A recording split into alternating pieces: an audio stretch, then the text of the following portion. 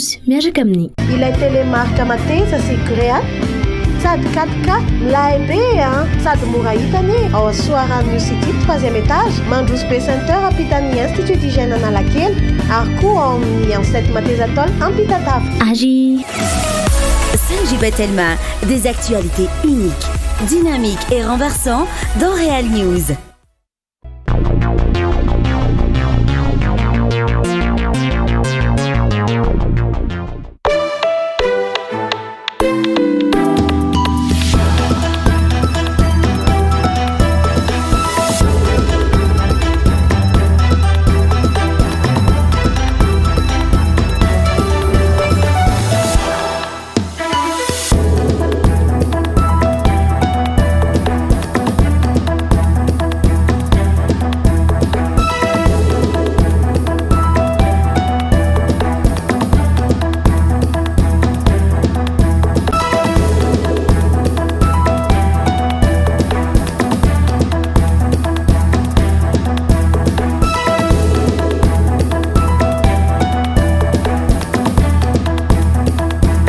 Ankafaliana indray tompoklasi topoko-vavy no entinay rabanareo amin'ny izao alina izao manaraka ny fampahalalam-baovao eto amin'ny Real TV. Ansaina ampitavana ianao tsy hisaraka aminay hatramin'ny farany ety ampiandohana aloha dia andao arahintsika ireo vaovao nisongadina tamin'ity androany ity.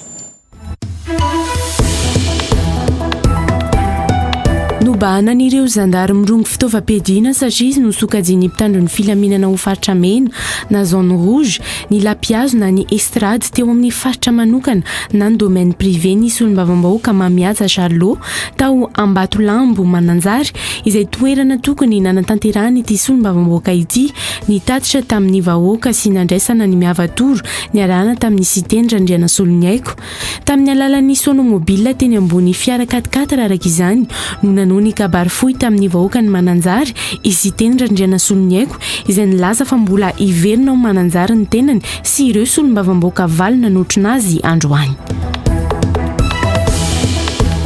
Lefitra amin'ny fanodikodinana ny voka-pifidianana tony tamin'ny 2024 ny filoha teo aloha Marc Ravalomanana raha ny nambarany androany no sady nanamafy izy fa tsy isan'ireo antoko mitaky teteza mita ny tiako i Madagasikara. Tonga teny amin'ny hetsiky ny tim tsy nisy sakatsakana teny Ambohimanarina moa androany ny solom-bavam-bahoaka Fidèle Razara-Pierre izay tsy hita niaraka tamin'ireo solom-bavam-bahoaka tim hafa intsony hatramin'ny sarahany miara-manonja tamin'ny volana Jolay 2024. Mijanona ho loko volomboasary foana ary mirehare mitondra io loko io ny governorany faritra Analamanga raha ny nambarany teny Androibe Antsahadita androany. Tsy tokony hiafy mitondra ny loko io ny mpanaradiany filoham-pirenena hoy izy no Andry Rajoelina izay navita foto-drafitrasa ho an'ny taranaka fa tsy mbola manao fampanantenana toy ny ataon'ny sasany.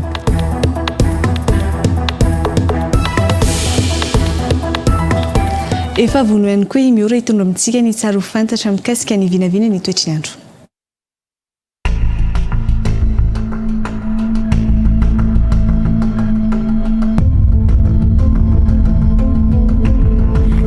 Tsika rehetra ny tokantrano any manaraka ny fampahalalam-baovao eto amin'ny Real TV Madagasikara amin'izao fotoana izao.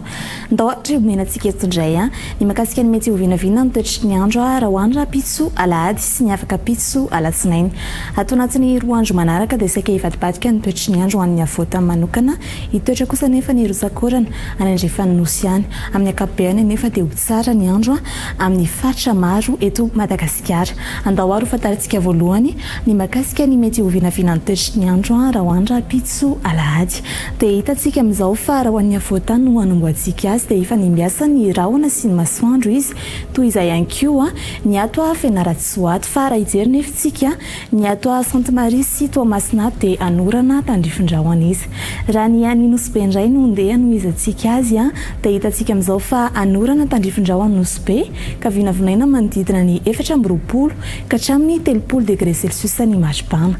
Raha iverena iverenantsika ary ireto faritra sisa manaraka ireto a dia saika efa nimbiasa ny rahona sy ny masoandro ny any Mahajanga sy Antsiranana any a raha tsoka hibalika kosa ingabe masoandro ny ato atapany atsiminy Nosy ato raha ny maripana-bandrira nijerentsika dia tazana ny any Fianaratsoa izany izay manodidina ny 19 ka hatramin'ny 4 degré celsius ary ny any Mahajanga sy ny atontolo iarato kosa no ahitantsika ny maripana ambonindrindra izay manodidina ny 13 ka hatramin'ny 13 degré celsius toy izay ary ny mety hovinavina ny toetry ny andro raha hoandra pitso alahady andao ary fantaritsika manaraka hoe toy ny ahoana kosa ny mety hovinavina ny toetry ny andro raha hoandra afaka pitso alatsimaina ho fantaritsika hatrany izany amin'ny alalan'ny saritany Madagasikara hitantsika amin'izao ary fa raha ho an'ny afovoantany ny alatsimaina dia ahitana rotsakorana izy ary mety harankotrika izany tsy tokony adonona mihitsy noho izany mitondra arorana raha ivoaka ny trano isika fa raha izerintsika eny ato Fianaratsoa dia efa nimbiasa ny rahona sy ny masoandro izy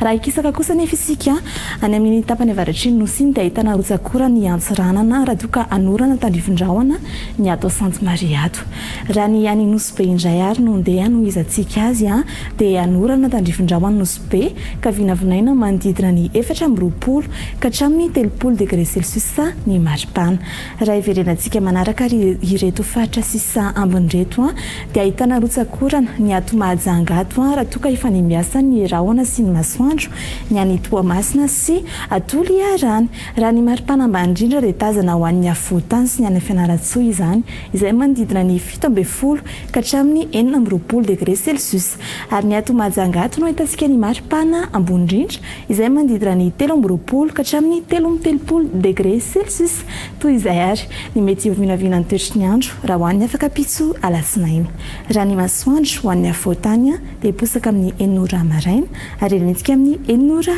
ariva ankasitrana isika rehetra ary niaraka amin'ny hatrany farany ary mbola manasanao mpanajana anaraka ny fampalalam-baovao eto amin'ny Real TV Madagasikara veloma jopoko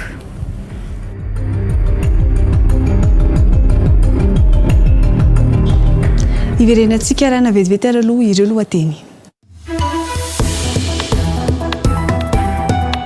nobanan'ireo zandary mirongo fitaovam-piadiana satria izy nosokajiny mpitandro ny filaminana ho faritra mena na zone rouge ny lapiazo na ny estrady teo amin'ny faritra manokana na ny domaine privé nisy olom-bavam-bahoaka Mamihaja Charlot tao Ambatolambo Mananjary izay toerana tokony nanatanterahany ity solom-bavam-bahoaka ity nitatitra tamin'ny vahoaka sy nandraisana ny miavatoro ny arahana tamin'ny sitendra Andriana Soloniaiko tamin'ny alalan'ny sonomobile teny ambony fiara 4x4 araka izany no ny kabary fohy tamin'ny vahoaka ny Mananjary izy tendra Andriana Soloniaiko izay nilaza fa mbola iverina ho Mananjary ny tenany sy ireo solom-bavam-bahoaka valy nanotrona azy androany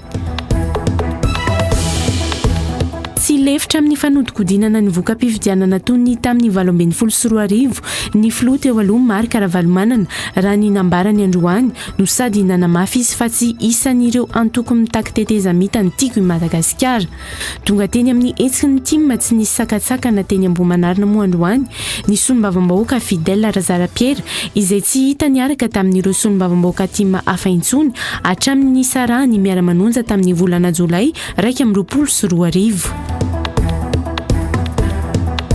mijanona ho loko volomboasary foana ary mirehare mitondra io loko io ny governorany ny faritra Analamanga raha ny nambarany teny Androibe Antsahadita androany tsy tokony hiafy mitondra ny loko io ny mpanaradiany filoham-pirenena hoy izy no Andry Rajoelina izay navita foto-drafitrasa ho an'ny taranaka fa tsy mbola manao fampanantenana toy ny ataon'ny sasany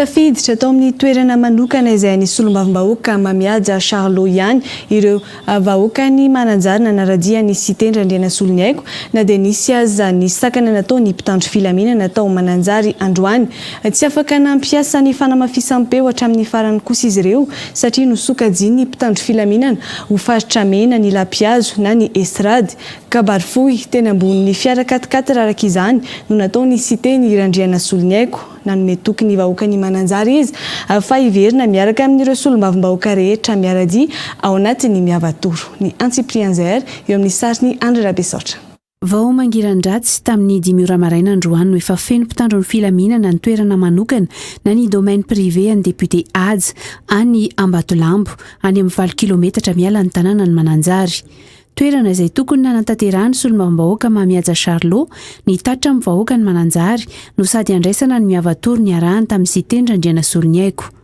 Nahazo baiko anakana ny olona tsy hiditra amin'ny toerana io ny mpitandro ny filaminana raha nambarany kapiteny lehiben'izy ireo. Nampanirahana eto Ramsea andeha isakana fatogavan'ny olona eto amin'ity toerana ity.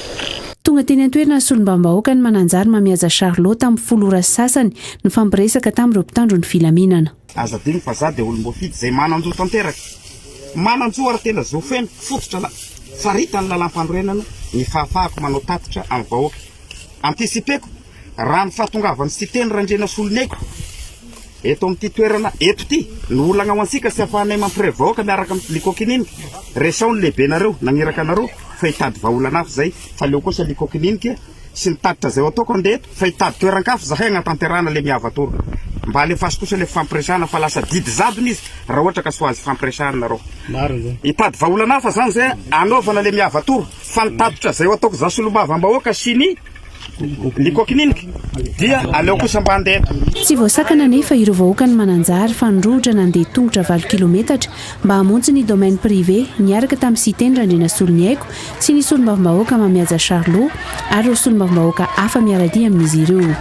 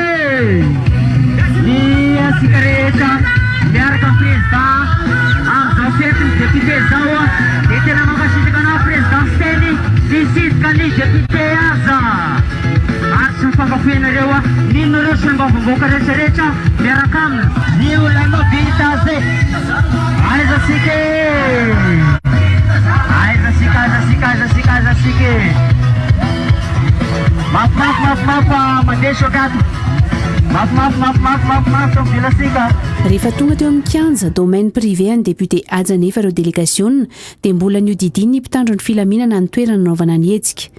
Nanomboka ny fifampirarahana teo amin'ny filoha-lefitry ny antenne miram-pirenena Jean-Jacques Rabenirina sy voninahitsy Jean Eugène ary Sitendra Andriana Soloniaiko.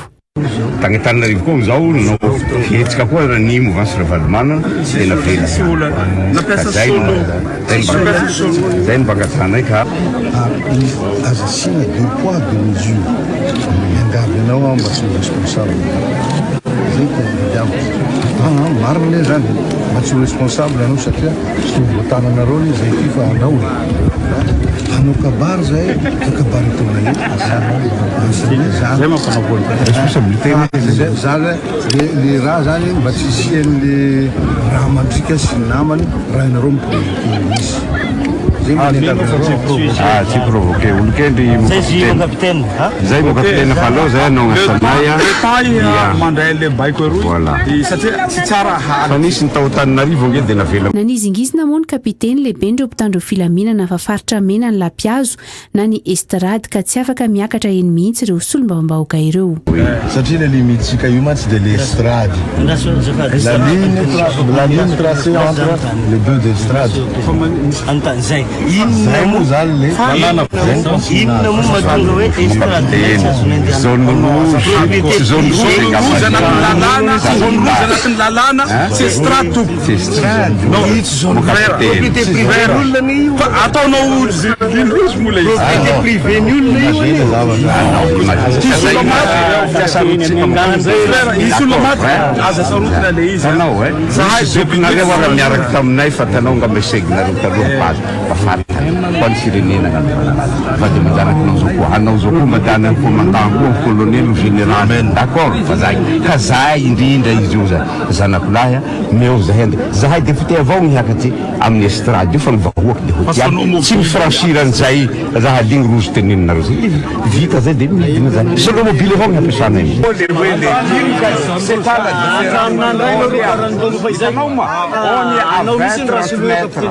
on est à 20-30 mètres. Dia ono kabarena agnaty olo tsy hitandreo olo akory zahay. Namboarana ny estrade dia haitavan'ny olo anay. Rehefa tsy natapakaitra ilay kapiteny dia ny kolonely ny zandarmaria indray ny trantsehatra ny fanehatra tamin'ireo solombavam-bahoaka ary nilaza fa baiko avy amin'ny prefet ny azy ireo fa tsy azo atao ity famorim-bahoaka ataony solombavam-bahoaka ity. Araka ny fantatra moa zany monsieur honorable isany fa dia tsy azo atao ty famorim-bahoaka. Inona ny antony zafady? Noho ny fanapana avy any amin'ny préfecture. Préfecture? Niresaka ministre ny intérieur za zao. Andraso aloha. Zao ary a tantara samby tsara. Androany ny sian'izao aminareo ataoko zanako nareo satria ray aman-dreny vice président de l'Assemblée nationale no miteny eto. Tsy amin'ny maha-miaramila anareo ary tsy amin'izay toerana zay koa mba maha-ray aman-dreny anahy. Ny zavatra ataona eto tsy hanompa olo, tsy haniratsira ary tsy hanonga-panjakana. Ny andraikitarako tamin'ny filaminana dia miaro ny vahoaka sy ny fanana ary miaro ny androm-panjakana. Androm-panjakana koa nijoro eto androany. Hoy ianareo hoe tsy azo atao noho ny baiko. Zany baiko zany tonga dia mifototra amin'ny lalàna.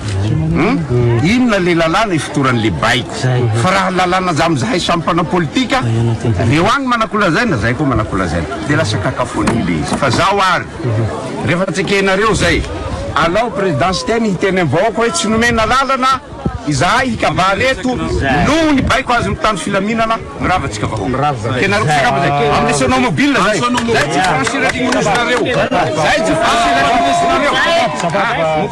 tsy franchiradigny fa vila koa zay mba hiteny amin'ny vahoaka. Navelan'ny mpitandro ny filaminana hiakatra 10 minitra teo ambony lampiazo araka izany ireo solombavam-bahoaka mba hiteny amin'ny vahoaka fa tsy raikitra ny tatra tokony nataony solombavam-bahoaka mamiaza Charlot sy ny miavatoro.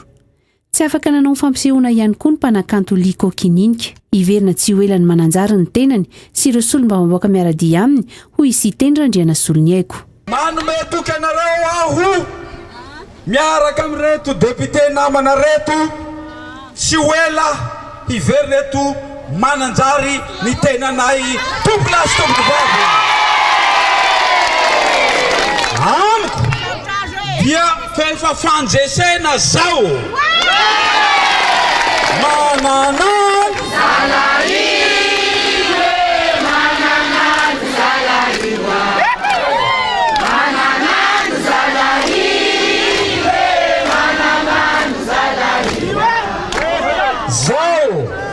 zao raha fefa vita programa zay lazay ny député teo amin'ny anaran'ny député iaby reto député Haja Bogosy mijoro antsara.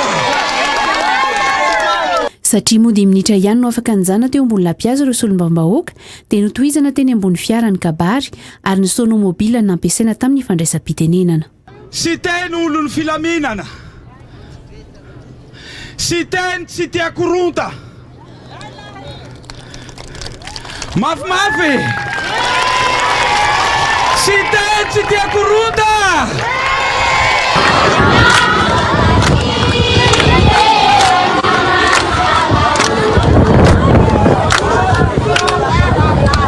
Solombavam-bahoaka misa 5 no nanotrana ny sitendra Andriana Soloniaiko tany Mananjary androany dia ny solombavam-bahoaka ny Mananjary mamiaza Charlot, ny solombavam-bahoaka ny Iosy Mongomanina Bismarck, ny solombavam-bahoaka ny Yakora Rakotonirina Jimmy Joe, ny solombavam-bahoaka ny Voemar Edizar, ny solombavam-bahoaka ny Analalava Josera Irené, ny solombavam-bahoaka ny Fenerive Est Mohamad Ahmad, ny solombavam-bahoaka ny Morafenbe Voninaizy Jean Gène, ny solombavam-bahoaka ny Manakara Rasidy Manana ary ny filoalefitra ny anteny miram-pirenena sady solombavam-bahoaka ny Betioky Jean-Jacques Rabenirina.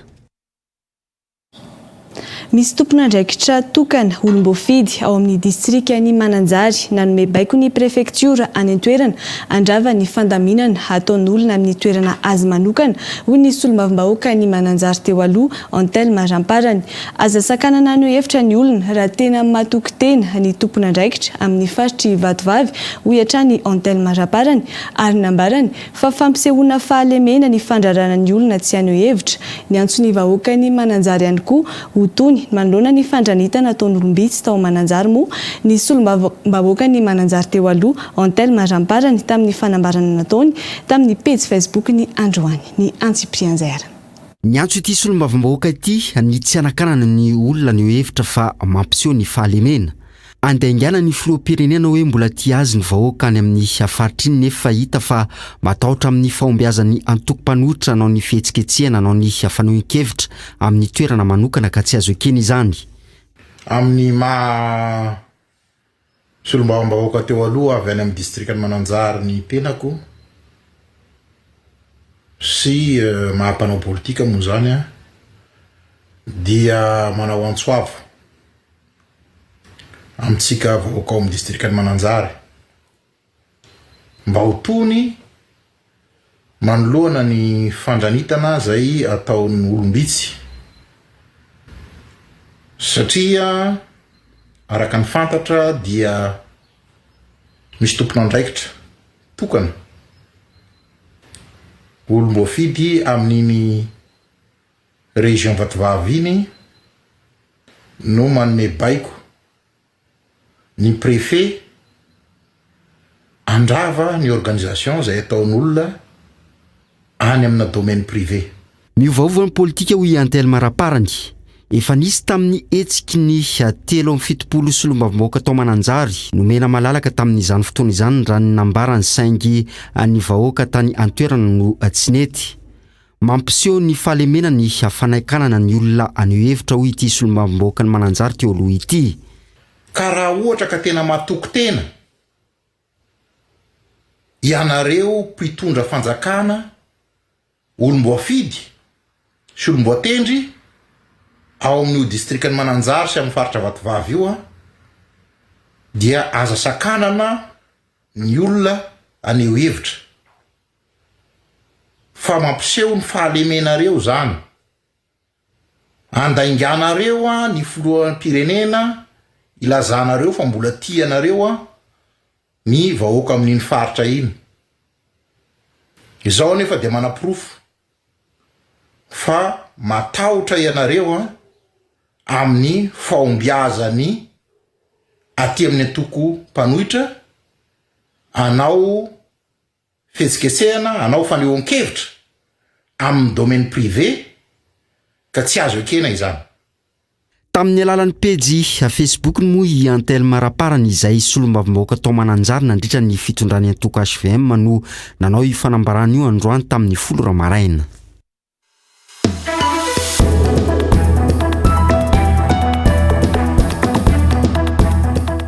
Vahiny ny fandarana l'institut jour anio sapotsy fa 5 ny volana martsa taona 3 sy 4 aoriny ny fampahalalam-bavao amin'ny 6 alina eto amin'ny Real TV Madagascar. Professeur Joe 50 iresaresaka makasika ny fampianarana mahomby inendritra sady miavaka ahaizana amin'ny teny anglisy ao anatiny 13 ora na 9 andro monja fa eo ihany koa ny supravisika izay siansa mifototra amin'ny fisika ahafahan'ny olona anankiray mampitombo avy telo ny volana miditra ao antokatranony ny supra biolozika na ny siansa mifototra amin'ny biolojia izay manampy ny olona iray ahafahany mahazo fahasalamana ka ahatonga sy arary intsony anasananao ary onaraka izany.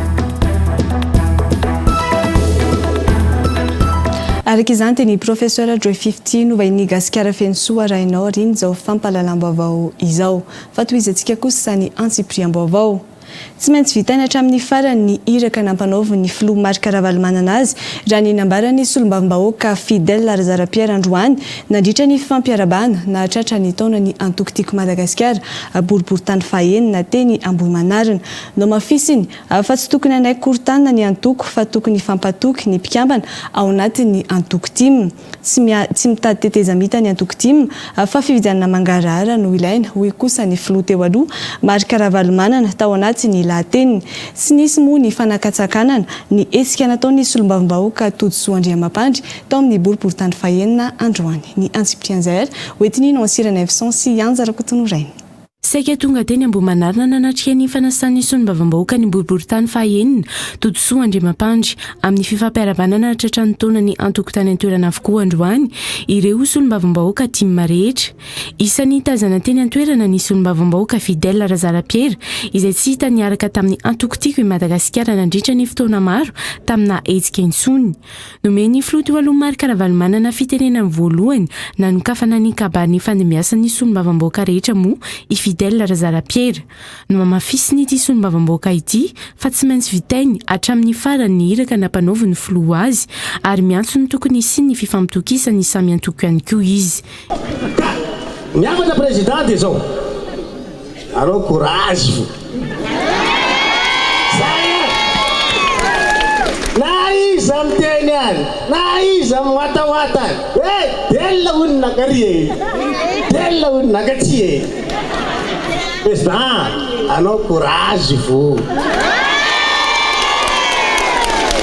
efa teto président natsonao namenao mission a de hoy zay aza hoe taminao tamizay hoe raha zay ny mission ko naovanao na président atao vola tsy niteny taminao ngamba za président za tsy anao tsony le mission no zany vitaiko hatramin'ny farany mission président ho an'ny namana rehetrarehetra tiako Madagasikara aoreno ny finotsika aoreno ny fatokisatsika aza manaiky ko tapresiny fa tsisy nanoatra talohantsika teo.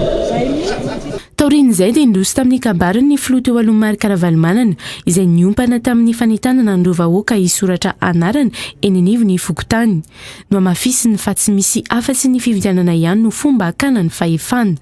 Tsisy zavatra andeha eto, tsisy zavatra iova eto, tsisy zavatra azo anavotana Madagasikara eto raha tsy miova misy fitolana ray manontolo. Raha tsy vovatsika nefa fitolana raha azotsika ny fahefana malaika zay zao dia ny fomba fangalana ny fahefana maro misy tonga dia mampiasa fosiny any le hoe coup d'état satria efa misy manantanina ny ambadibadika any tsy hiditra amizay nefa tsika azonareo zany tsy hiditra amizay ny antony tsy hidirina zany a zay mahatonga an'ity firenena ity zaza nitranga tamin'ny 2009 dia ireo mpamatsy vola sy ireo mpiaradia amintsika niataka daholo nandrindra ny volana firitaona risque io manimba ny sain'ny malagasy na ny mponina anatina firenena anankiray tsy miditra amin'izany tsika. Faharoa le fifidianana zay hoe raha mbola misy kio ny farany zay ny tsika zay. No mafisiny Marc Ravalomanana ihany koa fa na misy aza ny fiarahan'ny antoko mpanohitra rehetra izay andraisan'ny tia manjara dia samy manana ny paikadiny ny antoko. Tena nisy ny fionanay mpanao politika rehetra hoe andao i-boycotté zany boycotté zany tsisy anatika an'io seni io izy fa veleo hitany avany eo kanefa tsy zay le izy raha ny resaka politika marina fa ny resaka teknika tsy mety sa manana faiza mantsy io sa manana stratégiany dia zany laza resaka teknika ny io e dia aleo aloha fataritsika tsara satria nanafatra olona avy any ivelantsika ny OIF ka tiako hazavaina koa zany amin'ireo mpanao politika hafa hoe mba samy manana stratégiany sy mipaikady atao hoe stratégie. Tsy lefitra amin'izay mety ho endrika fanodikodinana tao amin'ny fividianana intsony ny filoha teo aloha Marc Ravalomanana amin'ity raha ny nambarany tamin'ireo vahoaka n'Ambohimanarina. Mbola mamerina ihany fa zavatra ho ataoko atao anaty anao zay anivana n'ity firenena teo anaty fotoana fohy. Averiko sy amafisifeto tsy manana tombontsy manokana ho anay aho zay dia davika na mitady seza nanaiky aho tamin'ny 2018 fa amin'ity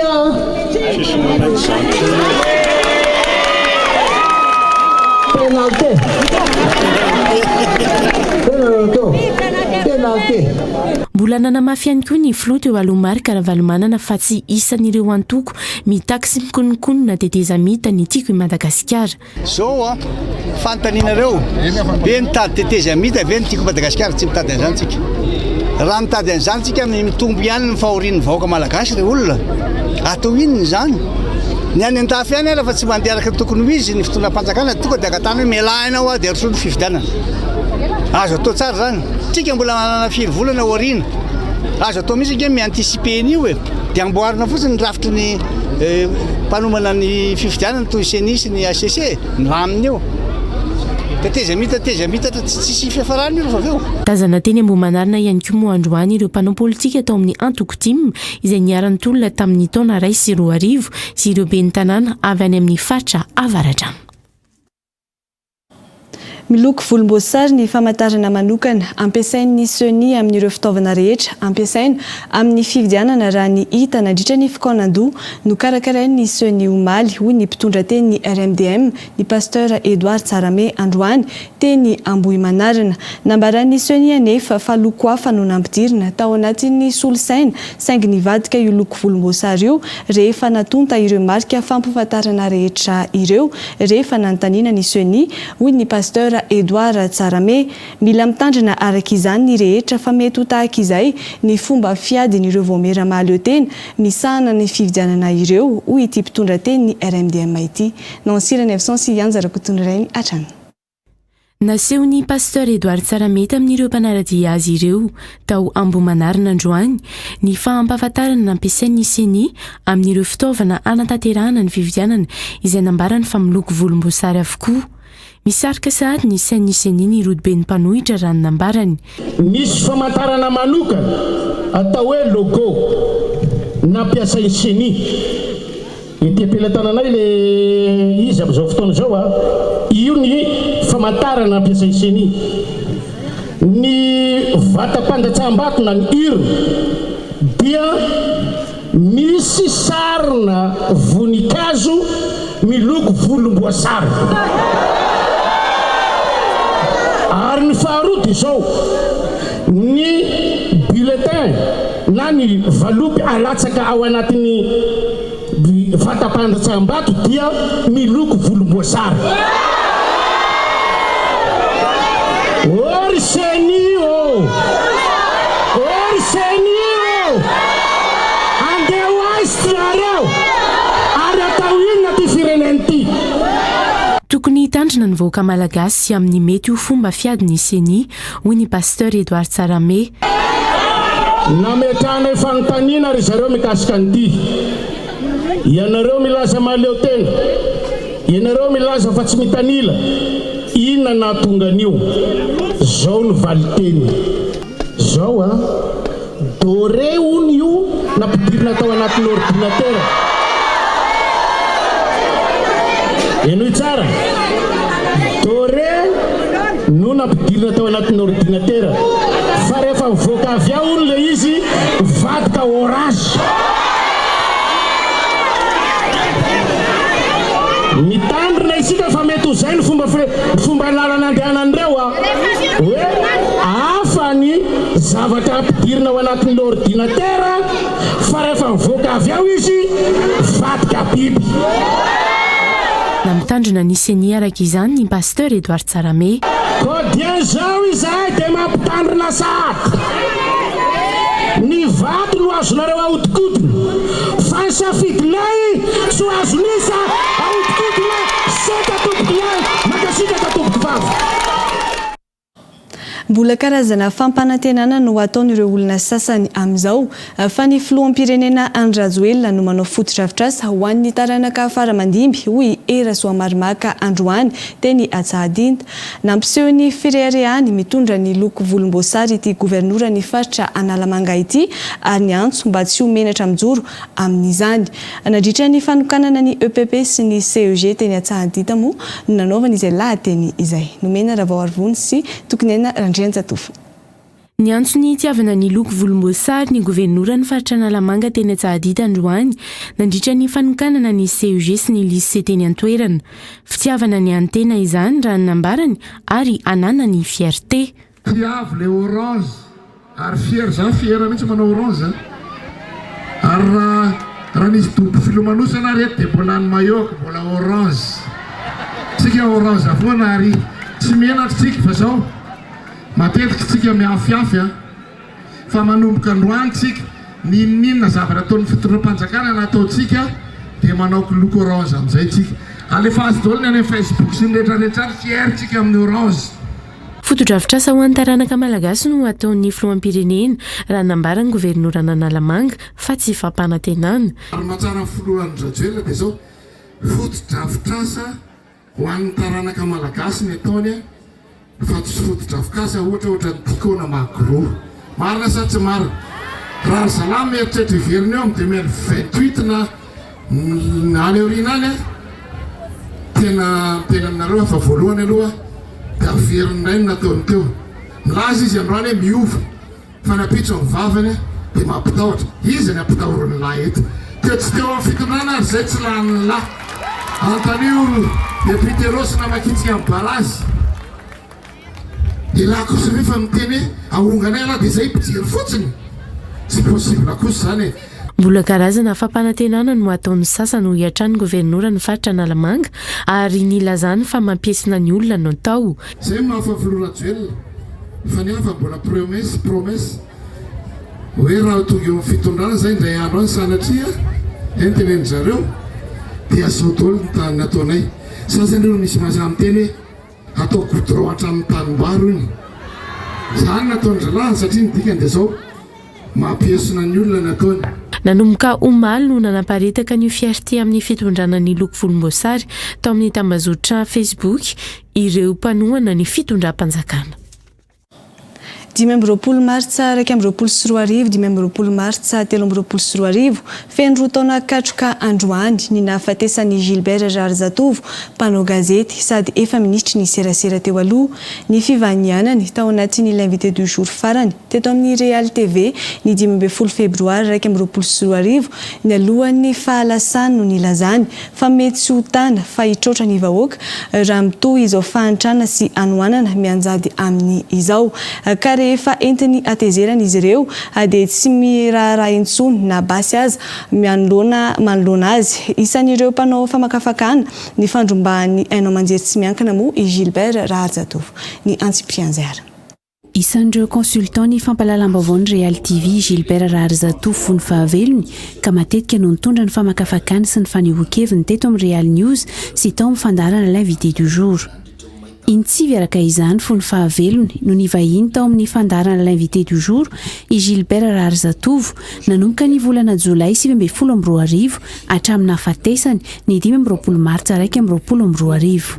Ny 5 jona 2024 raha vahiny gasikara fensoa i Gilbert Rarzatovo dia nilaza fa ny filoham-pirenena Andry Rajoelina indray no lasa fusible miaro ny prime ministre sy ny ministre amin'izao fitondrana izao. Raha ny fanoatra amin'izay no tokony ho izy. Président de République, zay tsy misy tsony système de fusible fa izy no devant de la scène.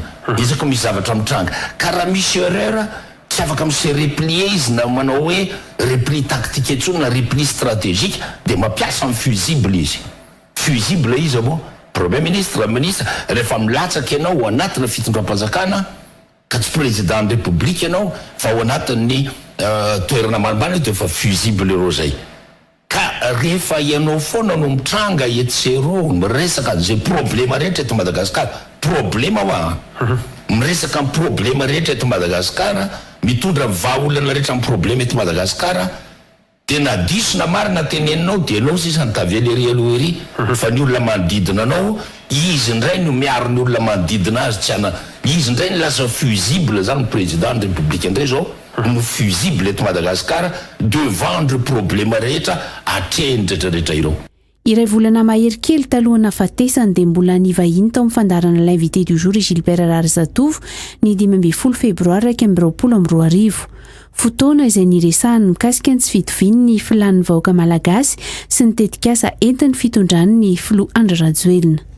mifandiso ny resaka andrasan'ny olona sy ny eto ny fanjakana zay iny zany tena problema be zay mihitsy zay tsy le andrasan'ny olona no tonga zavatra tanterahana ny amony andrasan'ny olona afaka manome ohatra kely ve anao anatin'izay mba zavatra andrasan'ny olona ohatra de hoe mehoana ny sakafo meo sakafo ny olona aloha zay le politika nikibona ataontsika tamin'ny fotoanandro avelo hianatra ny zanakay ary avelo zay tsapy tena rata tsy mitady afa-tsy zay ny olona problema de ao andrasan'ny olona ao le fanjakana miresaka hoe ndao tsika alocolize anao an'izao tsika zany hoe zay le ataoko aminao hoe fandiso ny zavatra andrasan'ny olona sy ny eritrereto ny fanjakana atao zay le distorsion ao anatin'ny gouvernance gouverné. Tamin'izay fotoana izay ihany koa dia efa niteny Gilbert Rarizatovo fa mety tsy ho tana fa hitroatra ny vahoaka raha mitoy izao fahantrana sy fanohanana mianjady amin'izao ka rehefa entiny atezerana izy dia tsy miraharaha intsony na basy aza manoloana azy. Raha ohatra ka sanatrian'izany sanatriaviko ka misy problema eto Madagasikara ka miverina ao anatin'izao contexte manahirantsika izao na resaka tamin'ny 2009 na resaka tamin'ny 92 na resaka tamina 2001-2002 dia tsy hifankahitana eto satria arakaraka ny andro soatsika mitombo ny problème structurel tsika sy ny problème conjoncturel am'izao tsika tena latsaka ambany dia latsaka ambany ny vahoaka ka raha misy zany zavatra any dia mety anahirana fa ivoaka daholo ny frustration rehetrarehetra ivoaka daholo ny atezerana ary ivoaka ny anohanana fa rehefa tonga ao anatin'le fenitra ny atao hoe du pain ou du plomb tena naona ny olona dia tsy miraharahantsony na basy ny anoloany zay ny zava-doly zay. Nondomandriny 5 Martsa 2022 moa Gilbert Rarizatovo izay mpanao gazety efa talen'ny televiziona malagasy efa solombavam-bahoaka ary koa efa ministry ny serasera teo aloha. Lafim-bavao hafa kosa indray nahiditra amponjany vojomaika i Lola Rasoamaro izay tompony La Gazette de la Grande Île raha ny vaovao azo avy amin'ny fianakaviany minitra vitsy lasa izay ny maraina teo no nidana teny amin'ny trano fonenany nanantanteraka fisavana ny mpitandro filaminana hoy ny fianakaviany ny tolakandro teo kosa no nalainy ny mpitandro filaminana nalaina ambavany ary nakarina teny amin'ny fampanoavana io arivo ihany ary izay nambara ny fianakaviany izay fa nahiditra amponja vojomaika tsy mbola fantatra mazava aloha eto ny antony toriana ity mpanao gazety ity no sady tompony gazety mpiseho isanandro La Gazette de la Grande Île. Fanahazo fahafahana ireo mpianatra roa voasambotry ny mpitandro filaminana nandritra ny hetsika nataon'ireo mpianatra teny amin'ny polyteknika Vodivorona ny alakamisy lasa teo raha niakatra fampanoavana ho Malarivo tokony tamin'ny 10 ora sasany naritra ora maro ny fakanambavana azy ireo raha toka efa tamin'ny 10 ora maraina ireo mpianatra namany no niandry teny amin'ny fitsarana raha ny nambaran'izy ireo tamin'ny mpanao gazety teny an-toerana nolazan'ireo mpianatra ho olona tsy fantatra no nanao erisetra tamin'ny mpivarotra sy ireo olona mipetraka manodidina ny polyteknika afa-tsy izy ireo. Nambinina Roverarson sy Anjara Kotonorainy. Omaly niakatra fampanoavana teny amin'ny fitsarana ambaratonga voalohany ireo mpianatra roa izay voasambotry ny mpitandro filaminana no nihetsika nataon'izy ireo teny amin'ny polyteknika Vodivorona ny alakamisy 7 Martsa lasa teo. Efa tamin'ny fitora sasany vao vita ity fakana ambava ity ary nahafahany fitsarana ireo mpianatra roa. Ny maraina tamin'ny 10 ora no efa nilaza ho tonga teny amin'ny fitsarana ireo mpianatry ny polyteknika ireo. Teny an-toerana no nilazan'izy ireo fa tsy nisy ny fanimbana be nataon'ny mpianatra ho ny solotenan'ny mpianatra. Sy ireo namanay anankiroa irery no nitolona nandritra izay fotoana izay fa mpianatra polyteknika Vodivorona rehetra. Dia mangataka izay ny famoahana ny namanay tsy misy atakandro ary ihany koa efa hatry ny maraina izahay no niandry teto hoe androany ireo namanay anankiroa ireo niakatra parquet dia eto izay hatramin'ny maraina mbola miandry vaovao sy fahatongavan'ireo namanay ireo izay hiakatra fisarana androany. Namafisin'ireo mpianatra fa mbola mitoy ny fitakiana ataon'izy ireo fa tsy mijanona. tsy nisy mpianatra vehivavy izay nosamborana ka naboridana nandritra ny fisamborana mpianatra tamin'ny hetsika nataon'ny mpianatra ivodivorona ny alakamisy 13 martsa lasa teo araka ny fanambarany izay nataon'ny mpianatra eny amin'ny polyteknika raha ny nambarany commande ny vondrony gendarmerie-pirenena eto Analamanga ny colonel Tojo Rawiljon mpianatra roa no nosamborana sy nanaovana fanadihadiana izay fanafahan'ny fitsarana tamin'ny fiakarana fampanoavana omaly hoy ny commande ny vondrony gendarmerie-pirenena io mpianatra nandray anjara tamin'ny fanakorontanana ireo mponina teny amin'ny manodidina no samborana tamin'izany raha ny fanazavana trany ny antsiprianzay ary eo amin'ny sariny tokony Randrianjatovo. Fanelezana vaovao tsy marina ny filazan'ny mpianatra teny amin'ny polyteknika tamin'ny fanambarana nataon'izy ireo fa misy ny mpianatra vehivavy izay naboridana nandritra ny hetsika no tanterahan'ny mpianatra teny ivodivorona hoy ny commande ny vondro tobopatry ny gendarmerie-pirenena Analamanga. Mpianatra nitarika korotana tany ivelan'ny fatry ny sekoly no samborana hoy ny colonel Tojo Rawiljon. Gaga marina tokoa zay raha nahita vaovao tamin'ny Reality TV hoe nisy mpianatra naboridana ary nisy mpianatra nataony Reality TV interview makasika zay dia niteny ilay vehivavy ty mpianatra atao hoe nisy an'izay. Gaga tokoa zay satria ny zavatra fantatra sy ny zavatra nisy aloha dia tsisy an'izay fa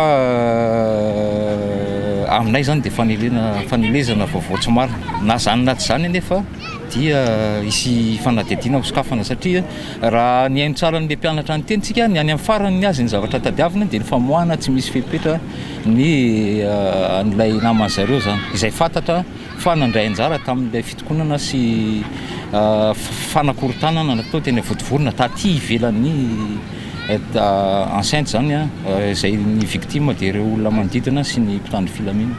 Tonga hatrany amin'ny fanimbana fananan'olona ny hetsiky ny mpianatry ny polyteknika ny andro ny alakamisy 13 martsa io ka tsy maintsy nyroso tamin'ny fisamborana ireo mpitandro filaminana hoy hatrany ny commande ny vondro tobopatry ny gendarmerie-pirenena.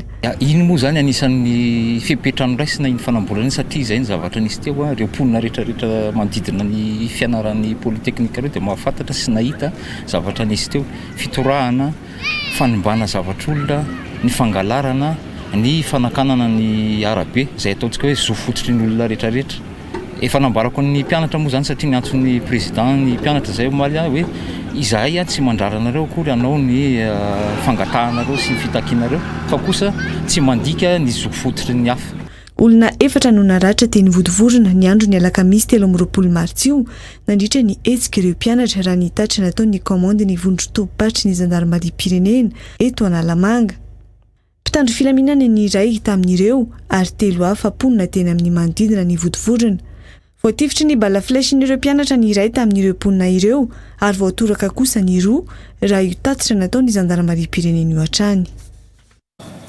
Manameloka ny fihetsika feno abibina ka nahatonga faharatrana sy fanaboridanana mpianatra teny amin'ny polyteknika vodivorona ny syndicat-ny mpampianatra pikaroka eny amin'ny anjerimanontolo na ny CSS sampana Antananarivo raha ny fanambarana nataon'izy ireo mitaky ny fandoavana faran'izay aingana ny vatsim-pianaran'ny mpianatra sy ny famoahana ny drafim-panarenana ny toeram-ponenana eny vodivorona sy ny trano fonenan'ny mpianatra eny amin'ny anjerimanontolo nakatso ihany koa ireo avy amin'ny CSS ireo tsy afaka hidiran'ny mpitandro filaminana manao fanamina ihany koa ny fatry ny anjerimanontolo hoy ny filohan'ny CSS nandritra ny fivoriana izay nitanterahin'izy ireo ny antsiprianzay ary eo amin'ny sariny tokony Randrianjatovo.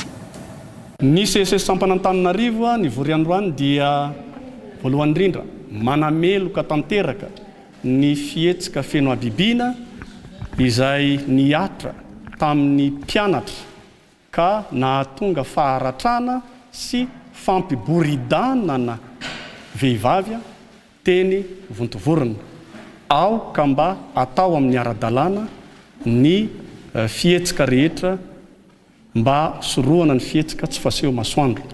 Manaraka an'izany dia mitaky ny CSS Sampanantananarivo ny fandoavana farany izay haingana ny vatsim-pianarana ireo mpianatra ireo indrindra ihany koa ny famoahana ny drafim-panarenana ny toeram-ponenana eny vontovorona sy ny ety amin'ny toeram-ponenan'ny mpianatra mandranty fianarana amin'ny université miankina amin'ny fanjakana eto Antananarivo. tokony atao mazava fa tsy azo ny mpitandro ny filaminana idirana ao anatin'ny faritry ny anjerimanontolo raha tsy misy ny fahazoan-dalana na ma ny fahafana miditra any amin'ny faritry ny anjerimanontolo hoy ireo avy eo amin'ny mpampianatra mpikaroka sy ny mpikaroka mpampianatra ireo. Ny campus universitaire dia tsy azo ny mpitandro filaminana idirana raha tsy hoe leveny franchise universitaire, koa raha toka mbola tsy leveny franchise universitaire ka nisy mpitandro ny filaminana tafiditrany dia adisoana tanteraka zany ary eloka eo anatrehan'ny tany amamonina. Raha ohatra kosa ka leveny franchise universitaire dia afaka miditra mandaminy raha ny mpitandro ny filaminana miantoka an'izay filaminana rehetra zay sy ny fiarovana ny vahoaka sy ny fananana. Ankoatr'izay notakiny SESS ihany koa omaly ny andoavana ny tampikarama ny vacation an'ireo mpampianatra mpikaroka izay misy ny tsy nandray izany hatramin'ny taona 2024 hoy ny SESS. Nanatanteraka fivoriam-beny tambatra moa omaly ireo mpampianatra mpikaroka sy mpikaroka mpampianatra teny Ankatso. Sekoly miisa 500 no efa vita tanteraka teto Madagasikara hatreto raha ny nambarany ministry ny fanabeazam-pirenena. Efa arivo mahery kosa ireo natomboka ny fanamboarana sy andalam-panamboarana raha ny kabary nataony ministry ny fanabeazam-pirenena hatrany. CEG sy lycée iray avy no notokanana androany atetsy amin'ny commune Androhibe a district Anatsimondrano io maraina io. Nomena Ravaorvony sy tokony Randrianjatovo. Mahazaka mpianatra miisa 790 ny lycée vaovao ao amin'ny commune Androhibe raha nambarany proviseur ao an-toerana. Mpianatra miisa 490 hatreto no mianatra ao fa vinavinaina itombo izany amin'ny taom-pianarana manaraka. Ahitana efitrano fianarana miisa 9 ny lycée raha ny fanazavany. Mahafa-pasahirana ny mpianatra hoy ny proviseur ity lycée ity raha toka sahirana amin'ny fandehanana an-tongotra sy fanofana trano ireo mpianatra teo aloha. Dia tena goavana be mihitsy satria fotodrafitrasa tsy zarizary, trano ratsy be nisy teto dia voatery ny razena mihitsy le izy satria na ny miditra ao anatiny ary mampatahotra. Efa tamin'ny taona 2010 sy 2019 no niorina ny lycée tao Antsahadita hoy ny proviseur ny lycée Androany. Tamin'ny taona 2014 no nitsidika ny solombavam-bahoaka na Atsimondrano. Ny faritra Analamanga no nandraikitra ny fanatanterahana ny asa fanamboarana. Araka ny angom-baovao, nianatra tao amin'ny EPP ireo mpianatra tao amin'ny lycée nandritra ny fotoana fanamboarana. Ny volana febroary lasa teo kosa izy ireo no nanomboka nianatra tao amin'ny sekoly vaovao. Nosafidiana manokana ny commune Antsahadita hoy ny ministry ny fanabeazam-pirenena. Efa any amin'ny arivo mahery any ny sekoly manara-penitra izay natomboka vita andalam-pahavitana manerana ny Madagasikara. Ary eo 500 mahery no tena vita tanteraka ankehitriny. Ka asotiaka mampiresay! ao anatin'izany ny CEG sy lycée eto Androhibe ka dia nisafidiana anatin'ny maro na hitokana sekoly andro aman'alina tsy atory aza tsy ho vita mihitsy. Androany moa no nantanterahana ny fanokanana ny lycée sy ny CEG Androhibe Antsahadita. Distrika miisa 710 no nisitraka fiara tsy mataho-dalana sy solosaina avy amin'ny filoham-pirenena Andry Rajoelina omaly teny amin'ny lapa-panjakana Iavoloha ny 470 tamin'ireo distrika ireo no efa nisitraka io fiara io tamin'ny taona 2012. Natolotry ny filoham-pirenena Andry Rajoelina tamin'ny fomba ofisialy omaly teny amin'ny lapa-panjakana Iavoloha ireo fitaovana ho an'ny lehibe ny distrika manerana ny nosy ireo. Tafiditra ao anatin'ny velirano faharoa ambin'ny folo nataony filoham-pirenena Andry Rajoelina ny fampandraisana anjara ireo vondrom-bahoaka itsinjara-pahefana amin'ny asa fampandrosoana raha ny nambarany. Ny fitsinjara-pahefana eny fotony no anisan'ny ahafahana mampandroso ny firenena hoy hatrany ny filoham-pirenena. Izy ireo mantsy no tompona andraikitra sady manakaiky ny vahoaka sy ny olom-pirenena. Ny antso fiara-miasa amin'ireo solon-tena mpanjakana isan'ny tokony ihany koa i Andry Rajoelina amin'ny fanatanterahana ireo tetika asa fampandrosoana. notazomina amin'ny $10,400 ihany ny vidy farany ambany amin'ny lavanilina tao anatin'ny fehi-kevitra nivoaka ny alakamisy 13 martsa nandritra ny fampiresahany solotena ny gouvernemanta sy ireo mpisehatra amin'ny lavanilina tany Sambava taorian'ny esika nataon'ireo mponina sy mpisehatra tany an-toerana. Mety ampirongatra ireo mpanararoatra hoy Laisoa Jean-Pierre na Ijovato ny tsy fametrahana ny arofanina amin'ny vidiny lavanilina io izay ondrana any ivelany. Ampiarina ao anatin'ny vidiny io anefa ny 70 amin'ny 30 ho amin'ny famerenana ny vola vahiny, izany hoe tsy maintsy mamerina ny 70 isanjato ny vola vahiny ireo mpandraharaha fa malalaka kosa amin'ny fampiasana ny 30 isanjato. Tsy misy antony tokony mbola anaovana fihetsiketsehana intsony manomboka izao hoy ity mpitarika ny vovonana SOS Vanilla ity ka nisahatra nanomboka ny alakamisy ihany taorian'ny fampiresahana ny hetsika nataon'ireo mpisehatra any ity seha-piarina ity. Nansirana efison no mitaritra ny antsiplian'izay. Tsy tomponantoka amin'ireo mbola mikasa anankirotana amin'ny seha-piarina lavanilina raha nambarany Laisoa Jean-Pierre na Ijovato ny alakamisy 13 martsa lasa teo. Fona avokoa ny fihetsiketsehana ataon'ireo mpisehatra sy mpandraharaha amin'ny lavanilina izay mivondrona ao anatin'ny SOS Vanilla hoy ny mpitarika an'ity vovonana ity taorian'ny fionana tamin'ny solotenan'ny gouvernemanta izay tonga tany Sambava ny 13 martsa lasa teo. Donc zany atreto tsisy raison d'être tsony mbola anaovanay fihetsiketsehana. Tsy hitako tsony koa hoe inona ny mbola hitabatabana. Ho lafo zany ho Vanilla io manomboka rapitra. SOS Vanilla dia miarana-napakevitra. SOS Vanilla aloha dia manome toky fa tsy ho isy tsony ny fihetsiketsehana. Nahita hevitra iombonana namana ny olan'ny lavanilina izay notakiany SOS Vanilla ny delegation'ny gouvernemanta sy ireo mpisehatra ao anatin'ny vovonana taorian'ny fifampiresahana ny fanaovana izy ireo tany Sambava ny alakamisy 13 martsa rehefa nanao hetsika ireo mponina tany an-toerana mahakasika ny olan'io. Isan'izany mikasika ny famerana ny vidiny lavanilina izay notakiany izy ireo ny amidinana azy ka tapaka fa tsy ahetsika io $10,400 io fa ampiarina kosa ny 70 amin'ny 30 amin'ny famerenana ny vola vahiny. Izany hoe tsy maintsy mamerina ny 70 isanjato ny vola vahiny ny mpanondrana lavanilina ary malalaka kosa izy ireo amin'ny fampiasana ny 30 isanjato. $250 misy lony vanille à l'exportation. Io moa no tena ny vininay io foanana. Nefa rehefa natao ny adevitra tsy azo foanana le izy satria misy ihany koa ny mpanararoatra. So dia déclaré zala 10% amin'ny prix dia matiantoka tsika. Nefa mety $200 ou $150 ny prix varotan-jero azy dia naleo balizena zany le izy dia napetraka 70-30. 30% io zany dia azonao tsy rapatriena. Zany hoe 70% zany no rapatrienao. Io 70% io anefany mirepresenté $175.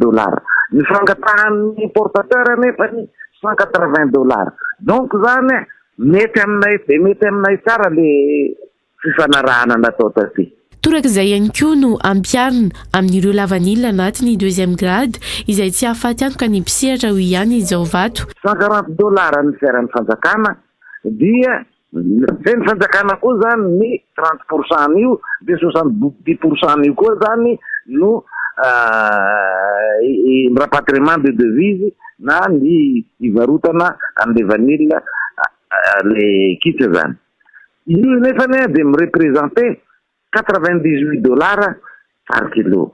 Dia rehefa nataonay teo koa zany ny calcul dia tena mety le izy satria ny kilo any ivelany mangataka $100 nefa $98 zany ny fiaran'ny fanjakana dia afapotateraka zany zay kanara. Osokafana bebe kokoa ny rafitra sy anivena ny filakevitra nasionaly ny lavanilina anatevenana ny mpikambana indrindra ireo tatsapam-boly fa tsy azo foanana raha ny marimaritra iraisana ihany koa tamin'io fevrian'io hoy Laisoa Jean-Pierre. Iarahana mandinika ny ampiasana ny volan'ny CNV raha ny fekevitra ka hotohanana ny tatsapam-mogatra. Notakiany mpisehatra Vanilla reto koa ny ahitana tombony mivantana amin'ny fiainana ara-tsosialy ny mponina amin'ny alalan'ny fananganana foto-drafitrasa toy ny sekoly, ny tobim-pahasalamana ara-pahasalamana indrindra ny lalana ifamezivezena sy amoam-bokatra. ny raha nanapaka ihany koa fa hosokafana amin'ireo mpandraharaha izay vonina anondrana ny fanomezan-dalana na ny agrément. Hoentina eo alohany filakevitry ny ministra kosa ny lafiny hafa raha ny nambaran'ireo délégationna izay nahitana ny ministra ny varotra Edgar Razafindrava niaraka tamin'ny ministra ny fitsinjaram-pahefana Dokely Justin ary ny sekretera mpanjakana Medidiny Zandary Maria Pirenena ny général Serge Julet. Enimpolo taona taoriana nahazoana fahaleovantena vao nisitraka herinaratra ireo mponina any amin'ny fokotany Ankimbeba Toliara hoy ny ministry ny Angovo. Afa-pasahiranana ny olona ny antoerana manomboka izao no ny fisitrahan'izy ireo izay herinaratra izay. Nanamafy ny ministry ny Angovo sy ny akoronafo Solo Andriamanampisoa fa tokony ho entitra ny tsirairay amin'ny fanaramaso ity fananana iombonana ity. Tonga nidana ifotony tany antoerana ny ministry ny Angovo sy ny akoronafo Solo Andriamanampisoa ny alakamisy lasa teo tena amin'ny fokotany Ankimbeba Toliara. Ny Antsipitrianzera. Miaina ao anatin'ny hazavana ireo mponina any amin'ny fokotany Ankimbeba Toliara manomboka izao. Nandritra ny taona maro ity fokotany ity no tsy nisy herinaratra ary niaina tamin'ny tsy fandriam-pahalemana. Nangataka ihany koa ny ben'ny-tanàna ny Toliara renivohitra mba hisy branchement mora isitrahany ireo mponina ny antoerana. Nanomboka nazahoantsika fahaleovantena tamin'ny 1960 vozao vo mazava ny tanàna ty. Ka noho izany misaotra ny fitondram-panjakana misy zay tarihiny filohantsika Andry Nirina Rajoelina sy ny Premier Ministre lehibe ny gouvernemanta ary tsy halingonay koa anao Andriamatoa Ministra votsela kory anao da fapetraka eo mazava Toliara. Ka mangataka zahay Andriamatoa Ministra tsy tara zahay fa mbo mahatsatsy any branchement mora. Sarotiny amin'ny fikojakojana ity fananana imbonana ity ny ministry ny Angovo sy ny akoronafo Solo Andriamanampisoa izay anidina teny fotony. Nanamafy ny tena ny fahisitraka branchement mora tsy ho ela ireo vahoakany Ankimbeba Toliara ho an'izay isoratra anarana. Satana-pavarano izy ity satria lancement no eto amin'ny faritany eto amin'ny Toliara ville ny hazavao ny elakelan-trano dia tsy nekenay raha sy tatino no alefa izy dia herinay koa le teo hoe hazavao ny anaty tanàna monsieur le maire ho azavaitsika efa lany fotsiny ritra ranao dia alefa mandeha ny tanàna iny aty ny atao resasement branchement mora any amin'ny volana avril efa misoratana radolonareo aloha farany volana avril fa tsy maintsy azo ny anjaranareo branchement mora daholy tsika rehetra zay misoratra ary tokola tokovady. Ka zao ny afatra aromaso egale fa ny rasurianany le hoe tsy misy manimba aromaso sarotonsika amin'ireo fananam-bahoaka reo amin'izay fa rehefa tonga ny hazavana dia tanteraka amin'ny velonany faharoa fa tanteraka miaraka amin'izany koa ny velonany voalohany tompona tovavy fandriam-pahalemana ho any rehetra. Tafiditra ao anatin'ny velorano voalohany sy faharoa ny filoham-pirenena ny fandriam-pahalemana sy fanomezana hazavana ho an'ny vahoaka izao etsika ataon'ny ministera ny Angovo sy ny akoronafo izao amin'ny volana aprily taona 2024 avy izao no anomboka isitraka ny branchement mora ireo mponina Ankimbeba Toliara. Fa ho tanterahina rahampitso amin'ny FJKM Ambohimiarina Jerusalema ao anatin'ny synodam-paritany Antananarivo Atsimo ny fetin'ny taranaka eny amin'ny fitandremana io.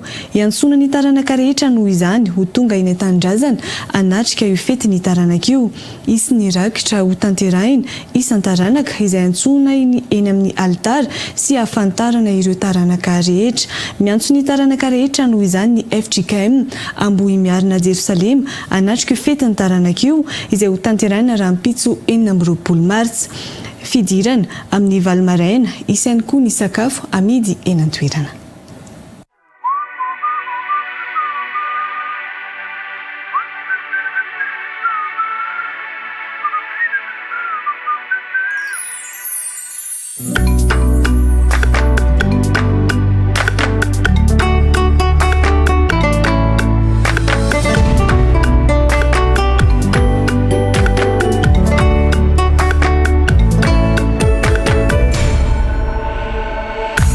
Nights are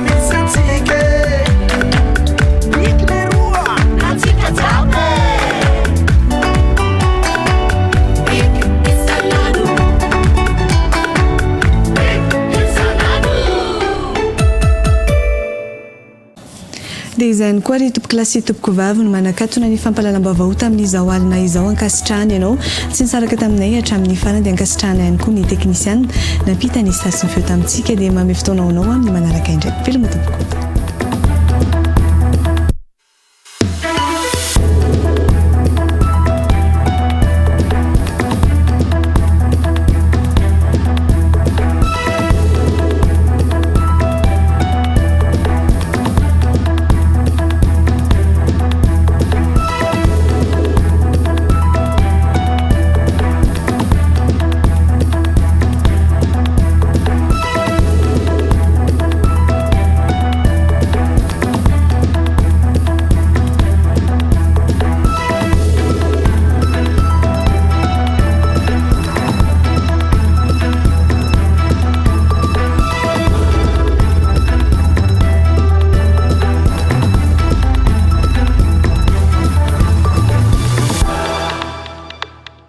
Real News Natulchi.